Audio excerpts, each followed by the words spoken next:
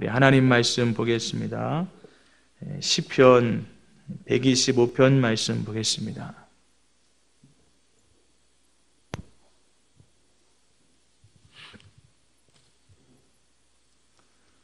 시편 125편 교독해서 읽겠습니다.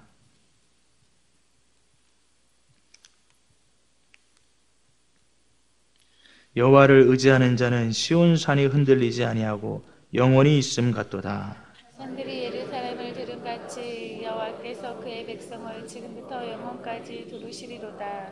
악인의 규가 의인들의 땅에서는 그 권세를 누리지 못하리니 이는 의인들로 하여금 죄악에 손을 대지 아니하게 함이로다. 여호와여, 선한 자들과 마음이 정직한 자들에게 선대하소서. 자기의 굽은 길로 치우치는 자들은 여호와께서 죄를 범하는 자들과 함께 다니게 하시리로다. 이스라엘에게는 평강이 있을지어다. 아멘. 오늘도 이렇게 주님을 의지하여 주님 앞에 예비하는 우리 사랑하는 성도님들에게 오늘 이 말씀의 그 복처럼 평강의 복이 임하기를 주님의 이름으로 축원합니다. 오늘 말씀에 보면 여호와를 의지하는 자의 복에 대해서 말씀하고 있죠. 1절 말씀에 여호와를 의지하는 자는 시온산이 흔들리지 아니하고 영원히 있음 같도다. 그러면 산이 흔들릴 리가 없지 않습니까? 산은 항상 거기에 있는 것이죠. 여러분, 그런데 이 산은 또 시온산입니다. 하나님이 거하시는 산이죠. 이 하나님이 거하시는 산이 이전 성경에는 요동치 아니한다 이렇게 말씀하고 있는데, 여러분, 요동하는 법이, 흔들리는 법이 없는 것입니다. 그렇게 여호와를 의지하는 자는 시온산이 흔들리지 않고 영원히 있음 같이 그렇게 하나님의 보호하심이 있다라고 하는 것입니다. 2절에 산들이 예루살렘을 두른 것 같이 여호와께서 그의 백성을 지금부터 영원까지 두루시리로다. 저는 예루살렘을 안 가봐서 모르겠지만 이 예루살렘 지형이 여러 산들로 둘러싸여져 있나 봐요. 그렇게 천의 요새처럼 하나님께서 그의 백성을 지금부터 영원까지 두루시겠다 이렇게 말씀하고 있습니다. 여러분, 이런 하나님의 보호, 하나님의 안전이 하나님을 의지하는 성도들에게 있다라고 하는 것이죠. 여러분, 그런데 하나님이 우리를 보호하시는데 그럼 어떻게 우리를 보호하실까요? 여러분, 이것이 오늘 성경이 우리들에게 주고 있는 중요한 메시지입니다. 그럼 하나님이 우리를 어떻게 보호하시는가? 그럼 3절에 보니까 악인의 규가 의인들의 땅에서는 그 권세를 누리지 못하리니 이는 의인들로 하여금 죄악에 손을 대지 아니하게 함이로다. 그럼 악인과 의인을 구별하심으로 하나님이 의인을 보호하신다 이렇게 말씀하고 있습니다. 악인의 규, 악인의 홀. 여러분, 그 미스 코리아가 이렇게 그 진이 당선이 되면 이 규를 가지고 있지 않습니까? 홀을 가지고 있죠. 권세를 상징하는 것인데, 여러분, 이렇게 악인의 권세가 의인에게 미치지 못하도록, 여러분, 그러니까 어떻게 보면 우리들에게는 이것이 단절처럼 보이는 것입니다. 우리들에게는 단절처럼 보이는데 여기 하나님의 보호하심이 있다라고 하는 것이죠.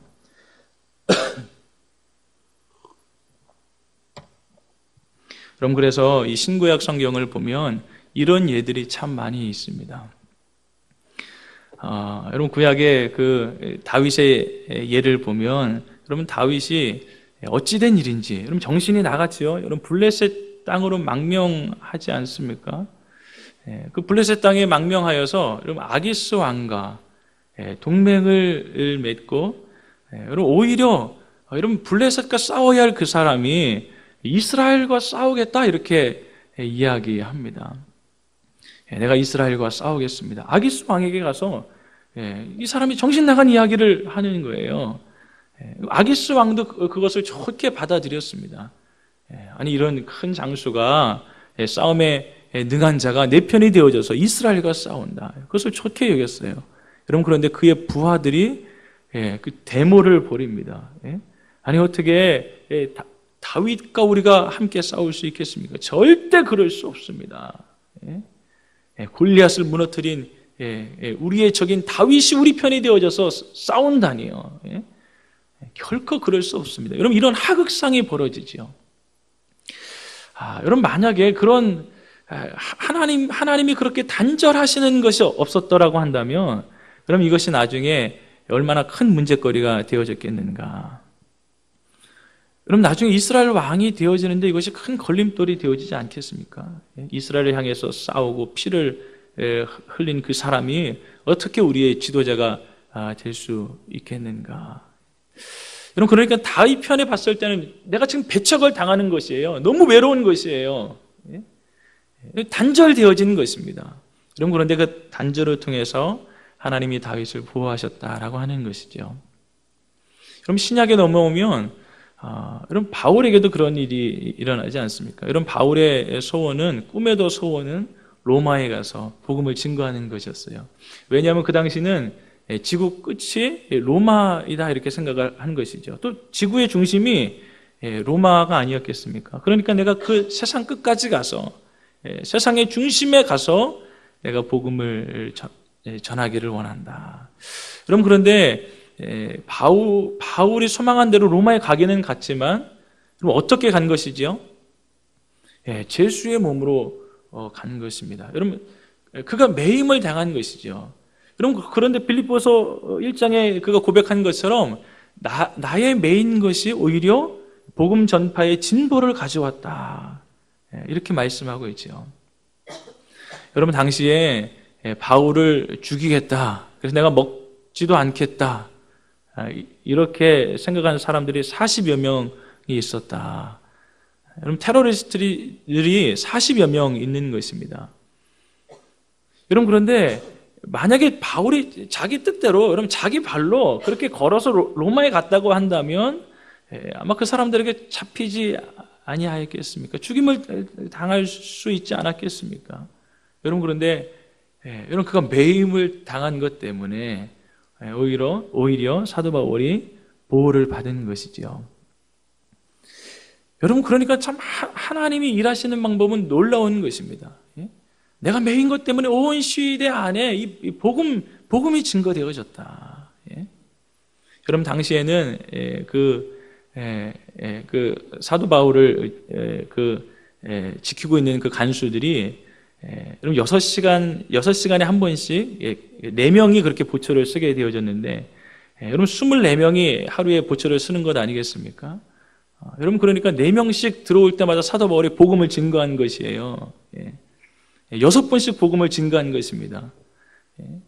뭐 설교 준비도 따로 할 필요가 없었던 것 같아요.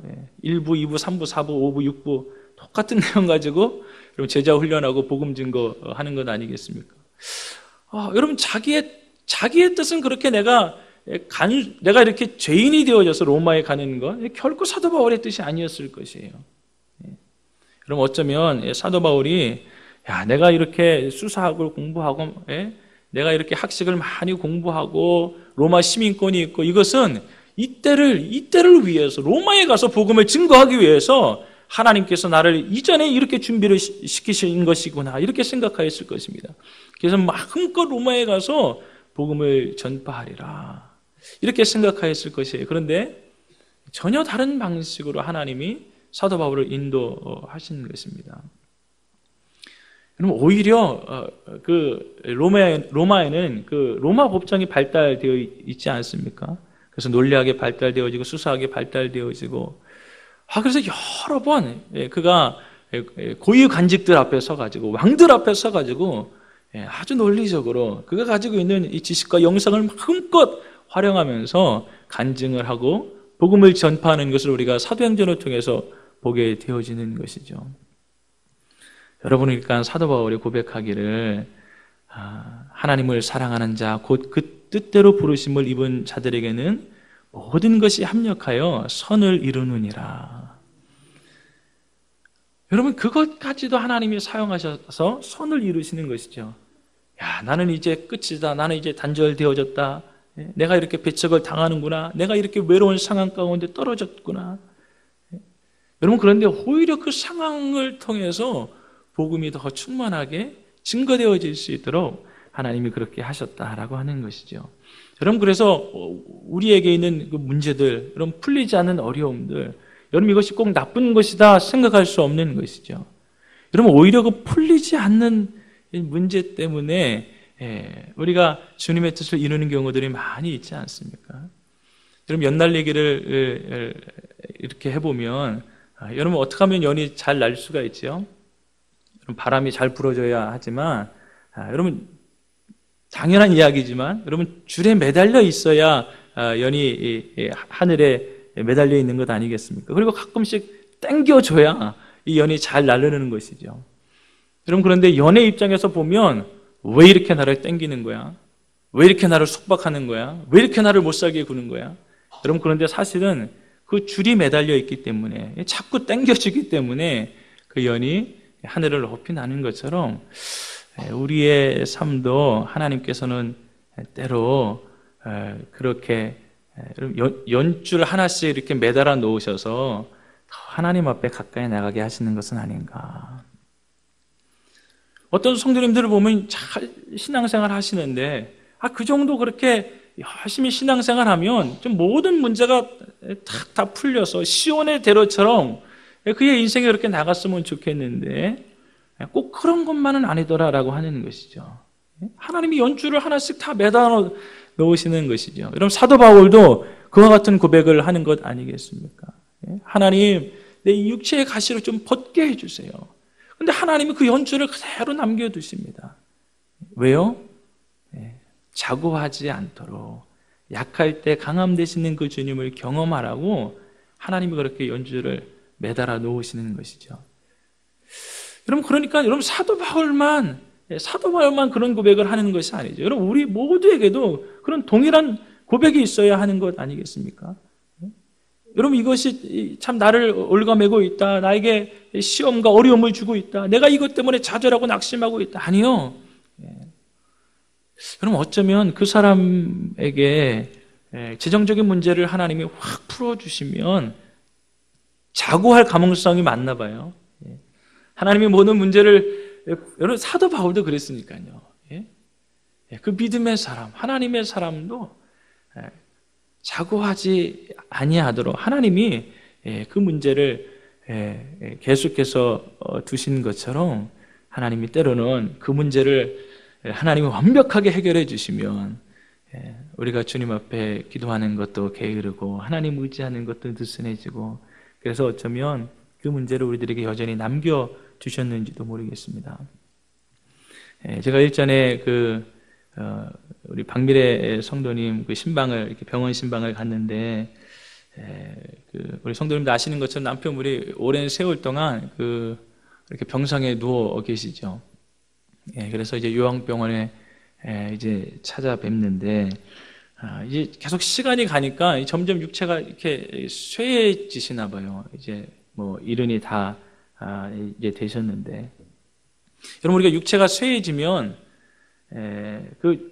이 정신이 오락가락하지 않습니까? 그래서 예전에는 그렇게 손주들이 오면 기뻐하고 그렇게 좋아하셨는데 이제는 손주들도 잘 못 알아보시는 것 같다 이렇게 말씀을 또 하시고 귀도 잘 안 들리시고 이제 요 근래에는 이제 입을 못 대신다 이제 말씀을 못 하신다 이제 그런 이야기를 들었어요.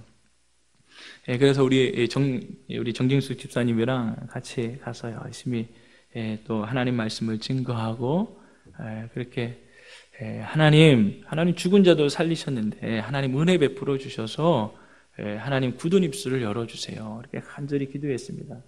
그럼 그렇게 기도하고 예수님의 이름으로 기도합니다. 그랬는데 이분이 아멘 그러시는 거예요. 그래서 기도하는 우리 모두가 놀랬죠. 아니 말씀을 못 하신다 그랬는데 요 근래 입을 못 대신다 그러셨는데 기도하고 나니까 아멘 그러시는 거예요. 그래서 이 간단한 말씀은 이렇게 하시더라고요. 우리가 또 그 다음날 가서 하나님 어제는 말을 띄게 하셨는데 하나님 오늘은 좀 들릴 수 있도록 도와주세요. 아버님, 김성환 성도님 오른쪽 귀가 안 들리세요? 왼쪽 귀가 안 들리세요? 아니 어느 쪽 귀가 지금 망가지신 거예요? 잘 들려 그러시더라고요. 지난 주일날 우리 교회 이렇게 휠체어를 타고 오셨는데 이렇게 저를 보시더니 너무 환한 미소를 이렇게 맞아 주시는 거예요. 그래서 이렇게 저를 기억하고 계시는 게 참 너무 감사했고, 그 미소가 계속 이제 제 잔상에 남아 있어요. 예. 너무 평안해 보이시는 거예요. 너무 좋아 보이시는 거예요. 몸은 이렇게 뼈만 남아 계세요. 예? 예. 너무 안타까워요. 우리 생각 같으면, 주님이 뭐든지 하실 수 있으신데, 그러면 단번에 벌떡 일어나면 안 돼요? 예. 그 말도 하게 하신 하나님이, 예? 듣게 하시는 하나님이 단숨에 벌떡 일어나게 하시면 안 되느냐 이것이죠. 물론 여러분, 하나님의 뜻 가운데 어떨 때에는 그렇게도 역사하시는 것을 우리가 많이 우리가 교회 안에서 보지 않습니까? 예? 여러분, 그러나 때로는 하나님께서 여러분 질병의 문제도 조금씩, 여러분 가난의 문제도요 조금씩 하나님이 해결해 가시는 것 같아요. 예? 하나님은 그 가정을 통해서 여러분 더 좋은 것을 우리들에게 주시고자 하는 하나님의 계획이 있는 것 아니겠습니까? 그 가정을 통해서 하나님 의지하는 사람이 되어지고, 더 하나님을 매달리는 기도의 사람이 되어지고, 그럼 그 고난을 통해서 더 경건의 사람이 되어지고. 어떤 성도님은 소실적에 예수 믿는데 간음죄를 저질렀어요. 그런데 아이가 태어났는데 그럼 장애아로 태어난 것입니다. 여러분, 그러면 그 장애아 그냥 보호시설에 맡길 수 있지 않겠습니까? 그런데 이분은 그 문제를 자기가 끌어안았어요. 그래서 자기가 평생 그 아이를 이제 돌보고 친척집에 맡겨서 그렇게, 부인이 그것을 너무 완강하게 반대를 하니까 뭐 반대할 수밖에 없죠. 그런데 그 모든 양육비를 본인이 다 대고, 그렇게 그 아이를 버릴 수 있는데도 버리지 않고 끌어안고 가는 것을 보았습니다. 여러분, 그 문제를 평생 안고 가니까 이건 물론 고통이죠. 여러분, 그러나 다시는 간음죄를 저지를 생각을 하겠습니까? 이런 그 가정을 통해서 그 성도가 아주 경건의 사람이 되어져 가는 것을 보았습니다. 여러분, 그러니까 여러분, 우리가 평생 짊어지고 가야 할 문제들, 예? 여러분, 어쩌면 여러분 주님의 뜻 가운데 그런 문제들을 우리들에게 하나 둘씩 남겨두실 수 있다 이것이죠. 여러분, 그러나 하나님은 그것을 통해서 성도를 보호하시는 거예요. 사도 바울의 메인 것을 통해서 다윗에게 하나님이 그 길을 차단하심으로 그렇게 다윗을 보호하셨던 것처럼 하나님이 우리를 그렇게 보호하신다라고 하는 것입니다. 여러분, 그러므로 우리가 모든 상황 가운데서도 우리가 하나님의 뜻을 구하며 신실하게 주님만을 의지할 수 있는 믿음의 종들 다 되어지기를 주님의 이름으로 축복합니다. 여러분, 두 번째는 이 말씀에 보면 제가 짧게 하나만 더 메시지를 전하고 마치겠습니다. 여러분, 의인과 대비되는 사람을 성경이 소개하고 있는데, 여러분 5절 말씀에 자기의 굽은 길로 치우치는 자라고 하는 표현이 나옵니다. 여러분, 이 굽은 길로 치우치는 사람은요, 처음에는 하나님의 말씀을 듣는 것 같은데 나중에는 자기의 뜻대로 살아가는 것이에요. 예? 하나님의 말씀이 기준이 아니라 여러분 자신의 뜻이 기준이 되어져서 살아간다라고 하는 것입니다. 여러분, 그러니까 그 결론은 망할 수밖에 없는 것 아니겠습니까? 여러분, 자신의 결정, 자신의 뜻, 여러분 자기가 죄인인데요. 여러분, 그 끝이 그 막다른 골목이 어디겠습니까? 여러분, 죄의 열매를 맺을 수밖에 없는 것 아니겠습니까? 여러분, 이 여호와를 의지하는 자와 이 악인과 자기의 굽은 길로 치우치는 자와 성경이 대비하고 있는 것이죠. 그 끝은 망하는 것이다. 죄의 싹스, 죄의 열매를 먹는 것이다. 이렇게 말씀하고 있는 것입니다. 여러분, 그래서 내가 마음 가는 대로 선택하면 안 되는 거예요. 내가 보이는 대로, 내 눈에 좋을 대로 선택하면 안 되는 것입니다. 제 동생이 있는데 이제 홍기가 다쳐서 장가를 가야 돼요. 그런데 이게 몇 해 전서부터 사귀는 여자친구를 제가 이렇게 유심히 보니까 믿음이 없어요, 믿음이.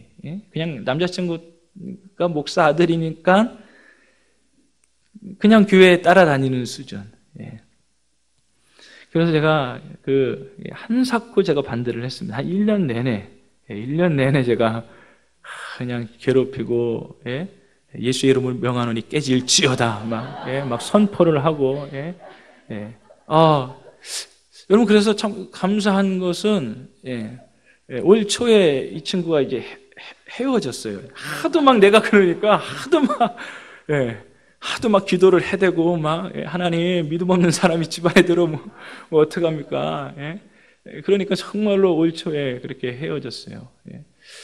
한편으로는 제가 부담감이 지금 100배입니다. 지금 제 말 때문에 그렇게 헤어진 것 같은데, 여러분, 자기가 좋을 대로, 자기 눈에 보이는 대로, 여러분, 어른들은 알잖아요.